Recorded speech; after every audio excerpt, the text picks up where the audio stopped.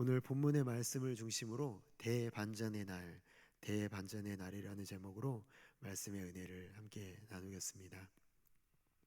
오늘 본문은 제자들과의 성전 대화에 계속 이어지고 있는 말씀입니다.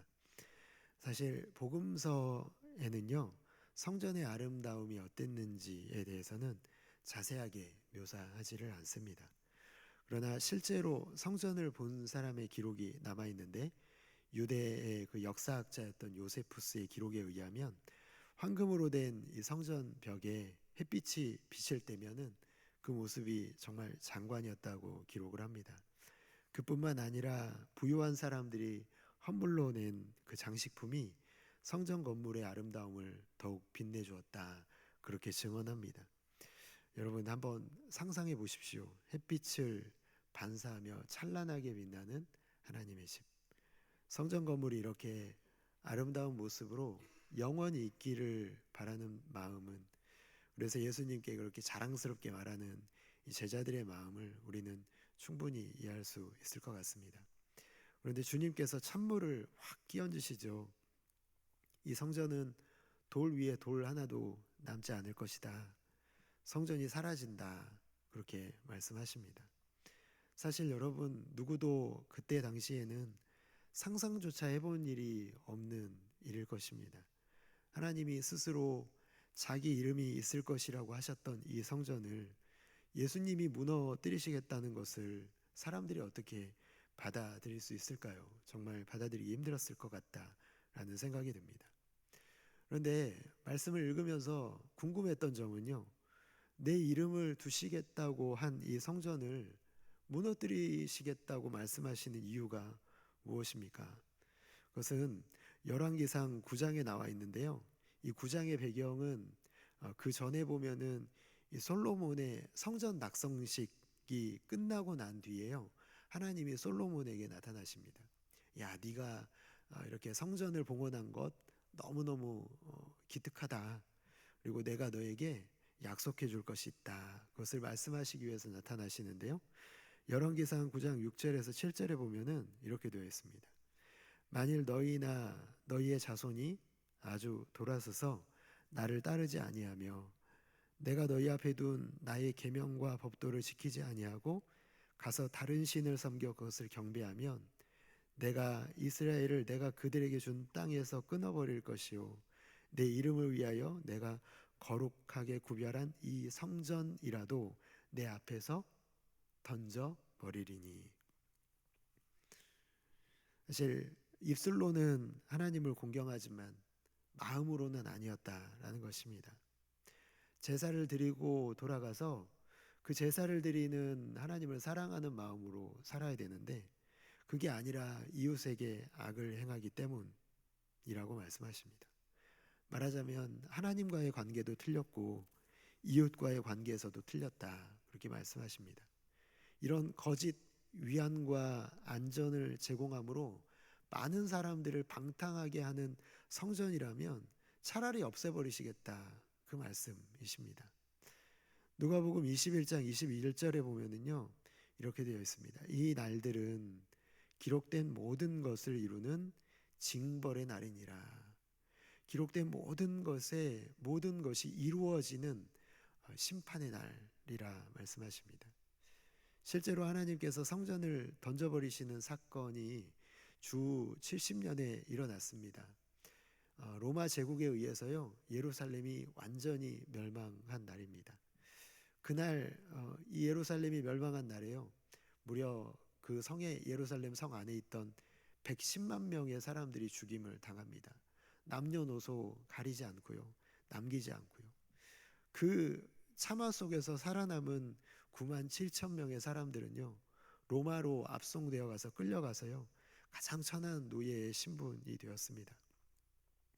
그러니까 한마디로 성전을 붙들었던 자들은 다 죽고요, 성전도 돌 위에 돌 하나도 남지 않고 다 불타버렸다. 주님이 말씀하신 그대로 되는 것을요, 역사가 증명하고 있습니다. 근데 정말 놀라운 것은요, 주 70년이 되기 전에 68년에요, 네로 황제의 사망으로 인해서요, 이 예루살렘으로 진군하고 있었던 로마 군대가 잠시 회군을 하거든요. 그런데 그 사이에 그리스도인들이 예루살렘에서 탈출해서 화를 피하게 됩니다. 그게 어떻게 가능했는지 21절의 말씀을 보시면 이렇게 되어 있습니다. 그때에 유대에 있는 자들은 산으로 도망갈 것이며 성 내에 있는 자들은 나갈 것이며 촌에 있는 자들은 그리로 들어가지 예루살렘 성으로 들어가지 말지어다. 그러니까 주님의 말씀을 기억해서 피한 것이죠. 여러분, 이렇게 24절에까지의 말씀이 메시아를 거부한 이스라엘 백성들에 대한 임박한 심판이었다면요, 이제 25절부터는 사실 분위기가 좀 달라집니다. 예수님의 재림 때에 있을 이 종말의 사건을 다루고 있습니다. 성전이 붕괴되고요, 또 예루살렘이 멸망했던 것처럼 세상의 모든 것이 무너져 내릴 종말이 있을 거라는 말씀을 이어서 하고 계시는데요, 이걸 간단하게 요약하면 이런 의미입니다. 사람들이 기절할 정도로 무서운 일이 일어날 것이다. 여러분, 우리가 살아가면서 점점 더 많이 느끼고 있는 게 무엇입니까? 예수님의 이 예언의 말씀이 점점 더 현실이 되어가고 있다라는 것을요, 이 세상이 돌아가고 있는 모습을 보면은 더 피부로 느끼게 되는 것 같습니다. 언제가 될지는 그 시와 때는 우리가 알 수 없지만요, 분명한 것은 마지막은 다가오고 있다라는 것입니다.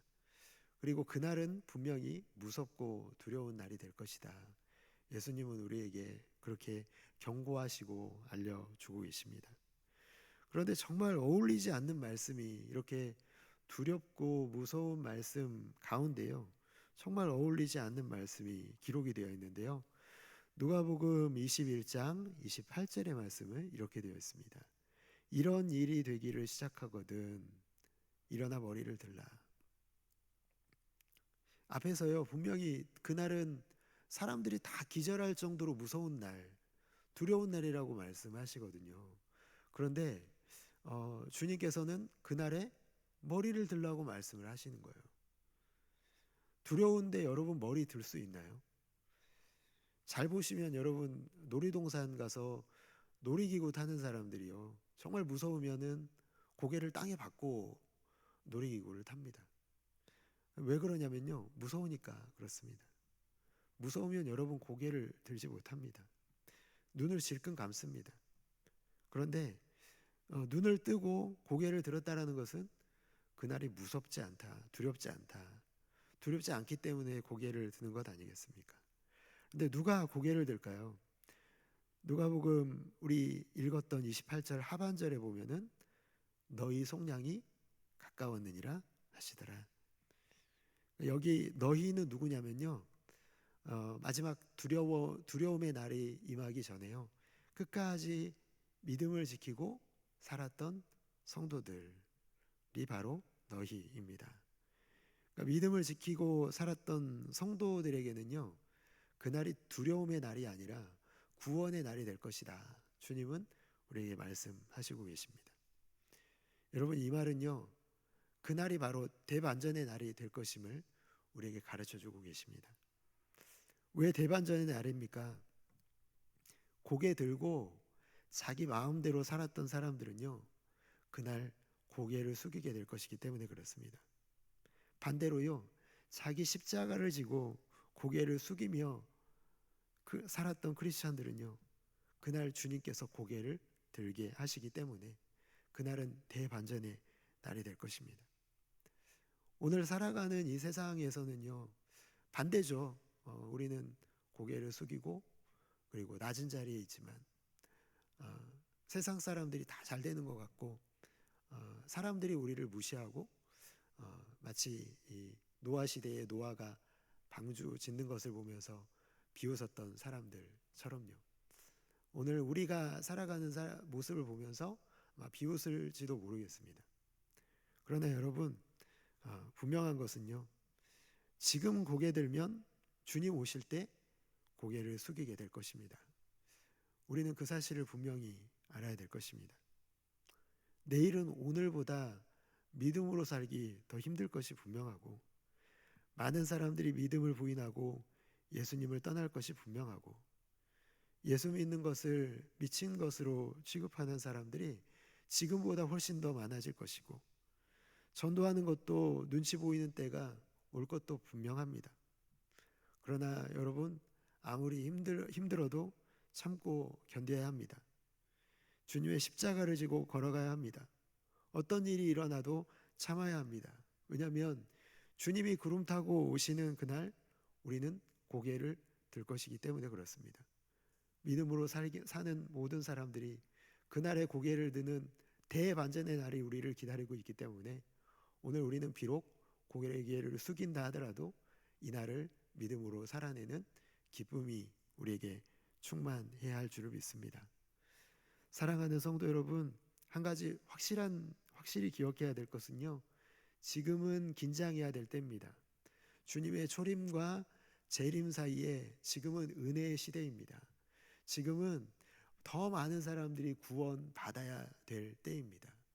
그 구원받을 사람들은 우리를 통해서만 돌아올 수가 있습니다. 어제는 지나갔고 내일은 아직 오지 않았지만요, 바꿀 수 있는 시간은 현재밖에 없기 때문에 오늘 즉시 이 말씀을 붙들고 이 말씀 붙잡고 영적인 전쟁터로 나가는 사랑하는 성도 여러분들 모두가 다 되시기를 주님의 이름으로 축복합니다. 영적인 전쟁터로 나가서요, 복음을 외쳐야 됩니다. 우리는 그곳에 나가서요, 하나님이 살아계시다고, 심판이 있다고, 최후 마지막 날 고개 들고 있다가는 심판을 면치 못할 것이라는 이 말씀을, 이 준엄한 심판의 말씀을 우리의 삶으로 외칠 수 있어야 되는 것입니다. 주님의 약속 믿고 이 마지막 때에 죄와 피 흘리기까지 싸우시기 바랍니다. 회사에서는 또 직장에서는 나에게 죄 지은 자를 용서하고 어두워진 세상에 빛을 비추는 빛의 자녀로 살아가시고요, 가정에서는 예수 그리스도만이 유일한 소망이요 구원이라고 여러분의 삶으로 자녀들에게 외칠 수 있기를 바랍니다. 그렇게 복음을 전함으로 내가 축복을 경험하고 나에게 복음을 전해드리는 자들도 축복을 경험하게 하는 아름답고 귀한 성도 여러분들 모두가 다 되시기를 주님의 이름으로 축복합니다. 들은 말씀 위에서